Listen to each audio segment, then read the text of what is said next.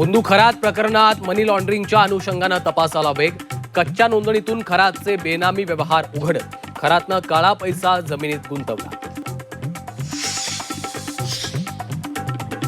नाशिक धर्मांतर प्रकरणात विदेशी मदतीची आता NIA कडून चौकशी. आरोपींना पैशांचा पुरवठा करणारे सोर्स तपासले जाणार. भोंदू खरात प्रकरणी दीपक लोंढे शिर्डी पोलिसात हजर. लोंढे केसरकरांचे निकटवर्तीय असल्याचा आरोप. शिर्डी पोलिसांकडून लोंढेची 3 तासांपासून चौकशी.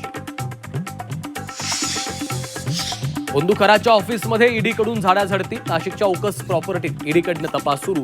5 अधिकाऱ्यांच्या टीमकडून तपास सुरू. नाशिक लैंगिक शोषण आणि धर्मांतर प्रकरणातील मुख्य आरोपी निदा खान मुंब्र्यात असल्याची माहिती. नाशिक SITचं पथक मुंब्र्यात दाखल. मुंब्रा पोलिसांच्या मदतीनं निदा खानचा शोध.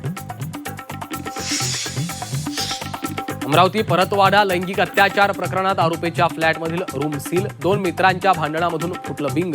मुख्य आरोपी अयान आणि त्याच्या मित्रांमध्ये लागली होती मुली पटवण्याची शर्यत. परतवाडा लैंगिक शोषण प्रकरणातील सर्व पीडित मुली मुस्लिम. अल्पसंख्याक आयोगाचे अध्यक्ष प्यारे खान यांची माहिती.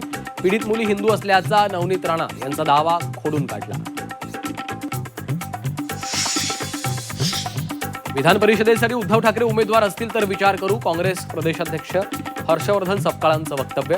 तर ठाकरे उमेदवार असल्यास निवडणूक बिनविरोध होण्याची शक्यता. राऊतांचं विधान.